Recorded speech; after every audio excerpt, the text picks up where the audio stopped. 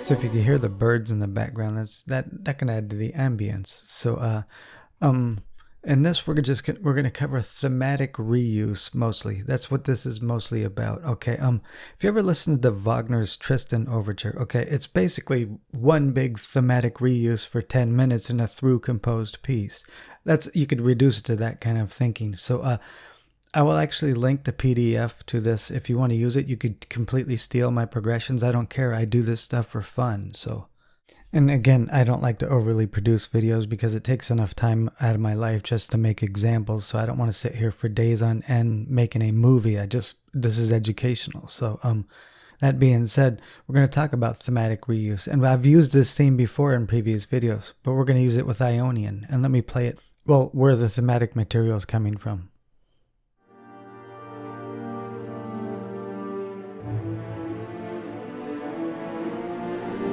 All kinds of aspects of this theme.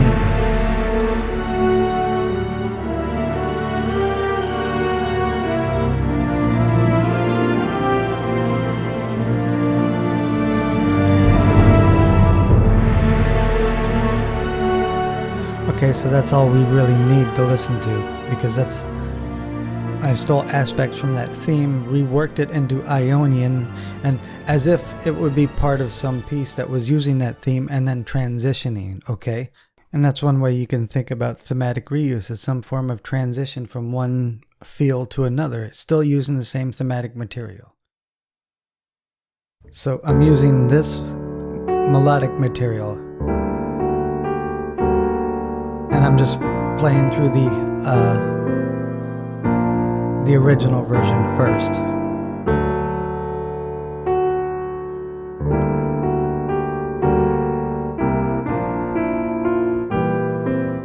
Okay, so we'll just stop there. So here's a concept of thematic reuse. That was part of the melody, right? Okay, so I might do something like this. Rhythmically the same and melodically very similar. So let's take another aspect of the melody, okay?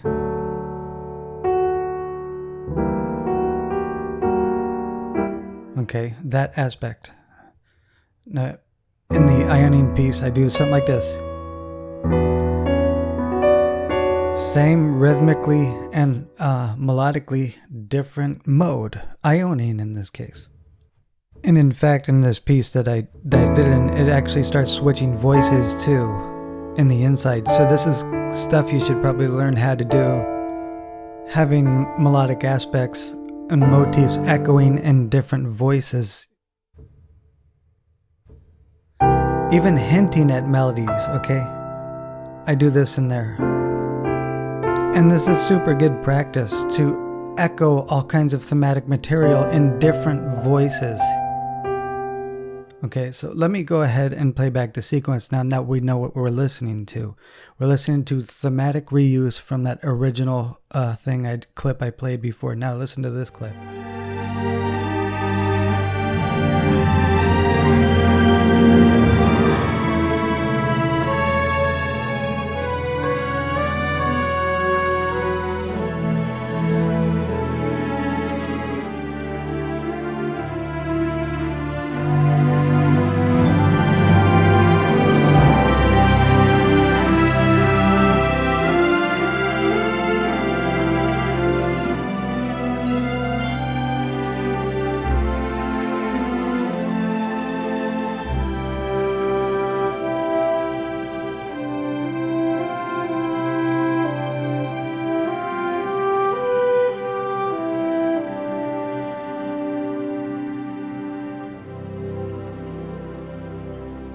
So really stretching out thematic material. That could be like the end of the piece from the first clip, okay? You could do it like a big long piece. It could be the end and you're still using the same thematic material. This is a great compositional tool and it's almost a lost art form now, but so it's written out for you, but I will talk about a little bit of it. The main aspect is this thematic reuse. If you ever think about theme and variations, I mean, it's literally the same concept. okay? But using kind of a through composed kind of thinking.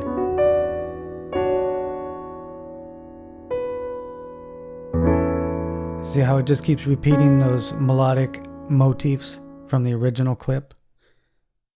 So let me keep going. So at that one point, we still using that more, but we do a transition using the borrowed 4, so we could create a very, very strong high point via modulation.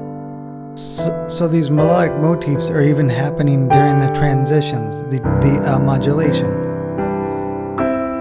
It's just constantly being thrown at you. The same melodic motifs from the original clip that we played first. It's just constantly happening.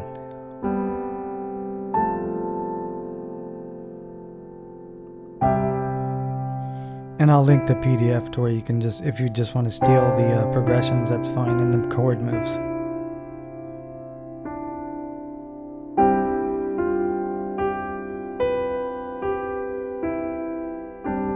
So thematic reuse is a very, very powerful tool, and I would suggest anybody who wants to learn this kind of stuff is to go study someone like Wagner, because that's what he does. He's the long through composed almost 10 minutes of just continuously reusing thematic material.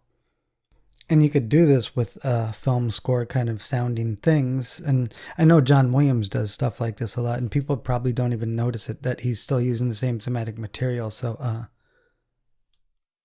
So bass chords, feel free to steal this. G minor, we're in G minor. The 2 chord, half diminished or over G, whatever you want to call it.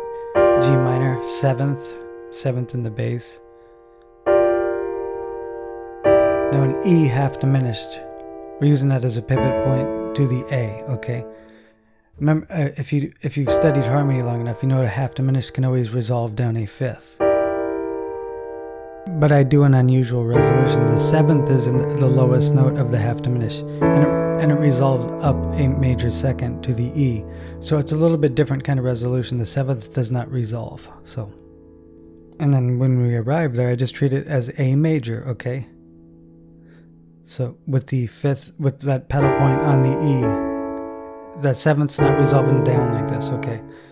And that half diminished is resolving up to the A major with the E in the bass, okay? Or you could say 6/4 if you're in the figured bass. Now, if your timing is right, you can treat that exactly as if you just modulated to A major, okay? It's just an A major 1 and 2 over the E pedal point.